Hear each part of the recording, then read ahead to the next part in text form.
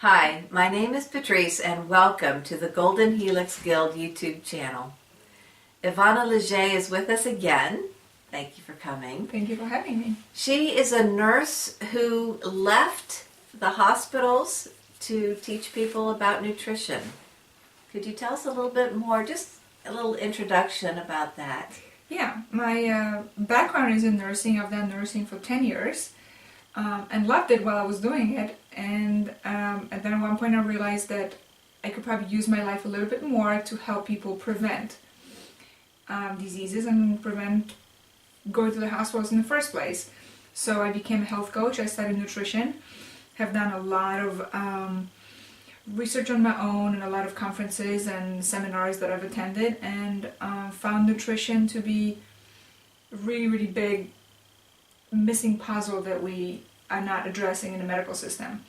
So that's what I've been doing for the last 2.5 years, using nutrition and teaching people about healthy eating and healthy lifestyles. So you are what you eat is more than just the saying that came to us from our grandparents? Yes, that's exactly. We are what we eat, we are what we absorb. If you eat junk, you're gonna feel like junk. If you eat dead food, you're gonna feel not so alive. If you eat alive, lively, fresh foods, you're going to feel lively and fresh. That's exactly what it is, yeah. So, as you can see, as we get into summertime, Yeah. the opportunities for eating is very different. Mm-hmm. There are a lot of fresh foods, there are a lot of picnics, outdoor grilling. Yeah. So tell us a little bit about some things we should watch for, and on the good side and the bad side. Yeah. Well, great things about summer. And actually, we're not quite in summer yet, so it's still in the spring area. Springtime is really one of the best times to detox the body, to shed some of the toxins and shed some of the extra, not so much weight, but often a little bit of inflammation that we kind of put on in a winter time when we eat the hearty foods, the warming foods, we tend to eat a lot more calories and a lot more warming comfort foods in a winter time. So we end up putting weight on and a little bit of inflammation, and we don't necessarily feel very alive. Once spring comes and everything starts batting out and everything starts coming alive, our bodies should do as well. So we start eating a little bit more, or we should start eating more salads, more lettuces, more maybe making more green smoothies, maybe doing green juices. There's a lot of fruits and vegetables that we could use for that. And then as we move into the summer, what happens for a lot of people, that end up kind of going back on these higher calorie foods because there's a lot of grilling, and a lot of people don't feel like cooking at home in the summer, and that's understandable. It gets hot. Nobody wants to cook, In the kitchen? Cook in the kitchen and run the ovens. It just gets too hot. So a lot of people end up grilling a lot. So they just do a little quick side salad or something like that, and then a big chunk of meat. So we end up kind of shifting away a little bit in the summer. We from this maybe a lot more vegetables, because we don't want to cook them, we don't want to steam them, and it takes time to chop up the vegetables for salads. So people just do a lot of burgers and hot dogs on the grill and chicken breasts on the grill and steaks on the grill, and kind of skip the vegetable part of the meal. So by the fall, by the time the summer is over and we go into fall, a lot of people feel like they need another detox to get rid of all that there's the sugar, because there's a lot of fruits are in season in the summer, so people are eating a lot more fruit, which is great. But when you're just eating meat and lots of sweet fruit and not enough green vegetables, that's when we might be running into trouble when it comes to health. So, blackened, charred fish, which you would think is healthy, and ice cream. But it has fruit on top of it. That's Right. not healthy? Yeah. When you say black and charred, just those two words alone they don't speak health and vibrance to me. When something is charred, when something is burned to the point that it's charred, how can we expect to get nutrients out of that to feed our bodies so our bodies get more energy and are more alive? Well, let me play devil's advocate Yeah. here. Can we have the outside charred, where all the grill marks and everything? So we kind of take that part as the covering that's really, really tasty. And then all the rest of it can be nutritious, but that part just not? Or is that part harmful? Well, it is actually, animal flesh in general is not, it's not health food. We could get away with eating some of it, especially if it's raised organically, especially if it's raised properly, and whether it's chicken or beef or pork, if the animal's eating what they are supposed to be eating to begin with, then the meat is I guess the body could handle that because we've done it for years and years and years. The problem is mostly with how we raise the animals nowadays and what the animals are eating that changes the structure of the meat. Commercial farms. Commercial farming, and even smaller farms, if the cows are eating soy and corn instead of grass, the meat they are producing is not the same kind of meat that the grass-fed cow would produce. So right from the start, it is very difficult right now to find 100% grass-fed beef and range-free chickens, and pigs are eating what they are supposed to be eating. So right there from the spot, we have a lot of issues with the quality of the meat that we consume. In addition to that, grilling meat at a high temperature destroys the protein in meat, the animal protein, and makes them very, very toxic to our body. So there have been studies. I know, I had the same reaction. My favorite part in the summertime, my favorite thing to eat was chicken breast on the barbecue. And I especially loved the little tip of it. Like a chicken breast is kind of like a teardrop almost. So the very tip of it would always get charred the most because it was the thinnest. Yes. So I always had and that was my favorite. I would always fight my kids for it at dinner table. But the more I started nutrition, and this is in the last 2 or 3 years, the more I learned about it, the more I understood what actually happens to the animal flesh when it's charred like that, and how cancer producing and cancer causing this part. So it's not just neutral. It's not. Not even close. Not even close. One of the best sources to learn this kind of information, well, for me at least, that I've used, was a website by Dr. Michael Greger, nutritionfacts.org. And this wonderful doctor looks at all the medical studies done and published in medical literature in English language, anywhere in either United States, Canada, Australia, England, anywhere that would use English language. And he basically looks through the literature and then explains it in a simple term and puts out little videos explaining that. So that's where I found a lot of the information that I've learned, because this is not a woo kind of make-up stuff. This is based on science. This is when they actually test large groups of people and compare to another large group of people that, one group eats a certain way and one group eats another way, and then they compare the health outcomes. And a lot of these studies are done for many, many years.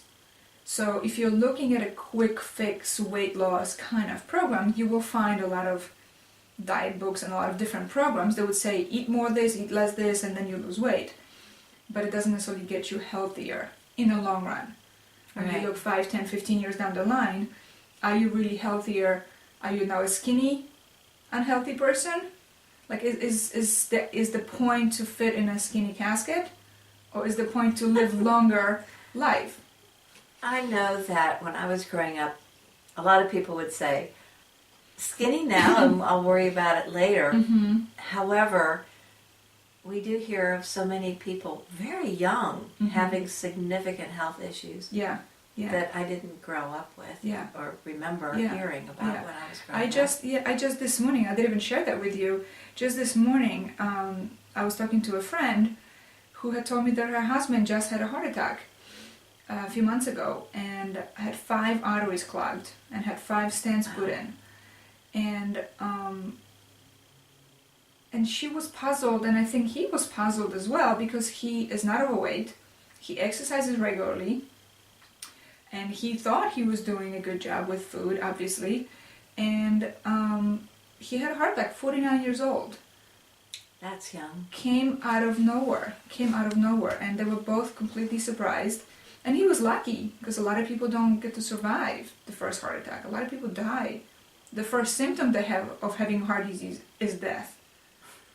And then there's no way back. Mm-hmm. So he was lucky, in a sense, because now he gets a second chance to change it. But I had asked her what kind of changes he's made in his diet since then and in his lifestyle. And she said the only thing his doctor told him is to watch his salt. And even that was without a deeper explanation of what that really means, to watch the salt. So he possibly could be on the road to another heart attack and another heart attack. Because if you do not change the problem, if you do not change what's causing the problem, then fixing the symptom of it is not going to do it. That's terrifying for someone to have that happen and just be told, watch your salt. Because I'm sure he didn't eat a lot of potato chips and pretzels and snacks, high salty snacks and things. Yeah, I don't know what his diet was like to begin with, but there is so much he could do diet-wise and lifestyle changes right now that would prevent anything like this from happening again, and possibly maybe even help his body dissolve some of the plaque that he already has built in his arteries. Dissolve it already? Dissolve what's already there? Yeah. That would be Dr. Esselstyn and his studies. His long-term 25-year-old long studies on a lot of patients that he has treated with heart disease, where he is when he puts patients on a particular diet. And yes, the diet, I guess some people would say it's very restrictive and very drastic, but so is bypass surgery and how that changes your life. So I think I'd rather eat healthier food and avoid a heart attack than have to go through the heart attack, a big surgery, and then still not have a guarantee that you're better. Yeah, watch your salt. Yeah, especially if you don't change what you're eating and what caused it in the first place. So that's quite sad. And that, so when you look at what we eat in the summertime and what a lot of people end up eating a lot more of, it would be the foods that would be causing the damage in the arteries. It would be the marshmallows, grilling, the s'mores. So when they catch on fire, they're not the best? Even when they are raw, right? Raw marshmallow, that's a concept. Look at the ingredients and see what's in the ingredients and see how many of those ingredients you could actually recognize in marshmallows. And you probably recognize sugar. And other than that, you'd be like, what is that? It's not food. It is not food, it just pretends to be food. And because it doesn't kill anybody on the spot, it's still on the market. But what it's doing long term and how it's putting toxins in our body, that's a whole other issue. But eating a lot more, and I don't want to say processed foods, but a lot more the pasta salads and the potato salads with lots of mayo and lots of sour cream, and a lot more fruit and not enough vegetables, and ice cream and popsicles, especially when you have the popsicles that color your tongue blue and green. That's right, food dyes. Yeah, the food dyes, the artificial food dyes. That's one of the most toxic things. I think we talked about it last time.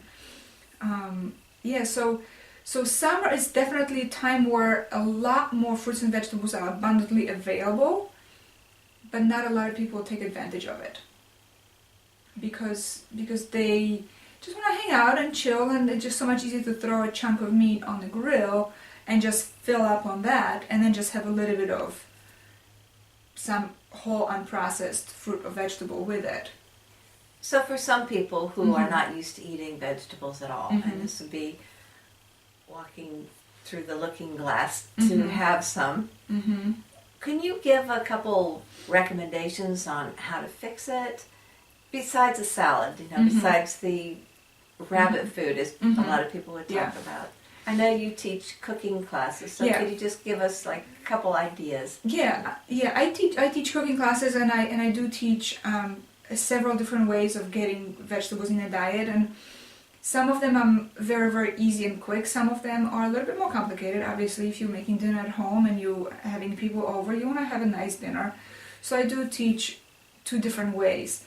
But one of the easiest ways to use vegetables is use frozen veggies. When you're making dinner, using frozen vegetables, they are usually picked at the peak of ripeness. They're usually flash frozen right there on the spot, and then they are frozen and sold in the supermarket. So having bags of frozen vegetables and frozen greens, there's now more and more supermarkets are carrying frozen kale and collard greens and spinach and Swiss chard frozen. So then you could just open a bag and just add that to either your soup or your stew, anything like that. Now in the summer, not a lot of people are cooking soups and stews because it's not a summer food. So in the summer, I think one of the easiest ways to get vegetables in a diet, the quickest way, is green smoothies. And that's another class that I teach. Teaching people how to add more fruits and vegetables. It takes 5 minutes, 7 minutes maybe. You wash the blender, you're out, you could have it on a to-go cup, you are out traveling, running around, and you have your 5, 6, 7 servings of fruits and vegetables in your smoothie. When it comes to eating vegetables at home in the summertime, I think just grabbing a tomato by itself and just eating it, it's a perfectly fine way of doing it. Just like an apple or just like a banana. Get a tomato, get a cucumber. Cut a cucumber in half, slice it lengthwise, grab it, chew on that. There's a lot of green vegetables that you could eat raw. The sugar snap peas, the string beans even, are very nice and crunchy. Asparagus. You probably want to cut off the end pieces of it because they're a little bit more chewy, but the first, like the front half, right, where the spear is, that's fantastic raw. You don't have to cook it. You don't have to put it on a grill. You don't have to put butter on it or oil or anything else. You just chew it. So it's definitely one of the easiest ways to get vegetables. Just kind of grab it and eat it. This is the fastest food you could find. I do know that in the summertime, when you get thirsty, lemons, cucumbers, different vegetables that have a lot of water content are extremely quenching, thirst quenching. Yeah. More than drinking a lot of water, especially sodas, make you more thirsty. Yeah, sodas definitely make you more thirsty. Sodas, if they are regular sodas with sugar, they will definitely make you more thirsty. Not necessarily right away, but putting extra sugar in the body is going to ask for extra fluid to dilute some of the sugar because it doesn't want to be in a high sugar state. So it's going to ask for more. So you're gonna feel like you are even thirstier. And if you continue drinking soda, the cycle continues. You have to at some point start drinking water without the extra sugar, and that way you could flush out the sugar, and that way the thirst is not as bad. But yeah, using lemons and using cucumbers, even mixing that with water, putting water and a couple slices of cucumber and a couple slices of lemon in your water jug, that's a fantastic way. And obviously a lot of the fruits and vegetables that are in season in the summer are high water content. Watermelons. Oh yes. Are very, very high water content. And a lot of people say that there's nothing in watermelon except sugar. That's not true. There is about 90% is water. And there's a great way to get the water. And yes, there's some sugar in it, but it comes with all the other parts of the watermelon. And the trace nutrients. Yeah, and all the nutrients. And when I make juice or smoothie with watermelon, I try to find organic watermelon. And I juice the watermelon with the skin, with the green skin. So one of the things about watermelon that a lot of people do not know, about 95% of all the nutrients out of the watermelon are in the green skin. The part that you cut off. Yeah, the part that we cut off and throw away. Exactly. I mean, when you look at the watermelon and the nice dark green layer, that's where all the nutrients are. Never knew in a this. green part. Yeah. So obviously it's hard to eat that. Nobody's gonna eat that. But if you are putting in a smoothie and you have a good blender, and I know you have a good blender, or you're making a juice it with the skin, you get a lot more nutrients. But even if you are eating watermelon, it's so refreshing and so hydrating, and it has a lot of nutrients, and I would not worry about the sugar content. I worry about sugar content when we start eating processed foods and start eating added sugar or processed sugar. I don't worry about sugar if we're eating fruits and all the parts of the fruit are still attached to it. You still have the fiber and you still have all the other nutrients and you still have all the water with it. Then the sugar is not bad, because then the sugar will slowly get absorbed into the bloodstream, not a fast spike like you would from a cupcake or cookie. Yeah. All the things that we feed our children. Yeah. S'mores, cupcakes, cookies, Yeah. hot dogs. Yeah. Yeah, and the bodies of children and even bodies of adults are very forgiving. We get a lot of slack. We could do a lot of damage to our body before the body actually says, you know what, I'm done. And then gives us some, breaks down basically. There's a lot of damage that a lot of people can do before they realize what they're actually doing to the body. So yeah, kids' bodies could withstand a lot of that assault, I would say, on their bodies with all the foods. But then, when they get to 15 maybe or 13 and they start getting acne and they start getting, there's a lot more kids with asthma now, a lot more kids with allergies, a lot more kids with heartburn. There's more and more children on medications. And then they can become young adults, and that just continues until they wake up one day and say, okay, maybe it's the food. Maybe it's the thing that I do every day, 3 or 4 times a day, that I'm adding to my body and adding to the toxic load. I know that people don't think in that way because their doctors don't think in that way. Mm-hmm. Yeah, that's one of the scariest parts actually. And I think that would be one of the quickest ways to undo the whole diabetes epidemic and the obesity epidemic if the doctors were aware and educated on nutrition. And nutrition is not a big subject in medical schools, and most of the doctors don't really know much about it. They know very little about nutrition, and they don't know how to teach patients and how to inspire patients to change the diet. And often the doctors just give patients very limited information. Watch your salt after a heart attack. There is a lot more education that should be done for a patient that just had a heart attack. And I do know that it's more than calories in. Yeah. So I thank you very much. Yeah, I look you're welcome. forward to our next video and Yeah. what you will bring to us Yeah. as we get closer, further into the Mhm. summer. Yeah. Wonderful. And thank you for joining us. Thank you. And we'll be seeing Iwona again in a couple months. Thanks.